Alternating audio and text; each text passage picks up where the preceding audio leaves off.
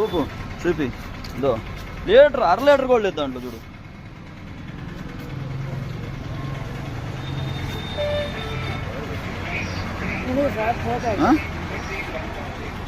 చూడు 400 రూపాయలు పెట్రోల్ పట్టిస్తే ఎంత వచ్చింది? 1/2 లీటర్ పెట్రోల్ వచ్చింది ఇంట్లో.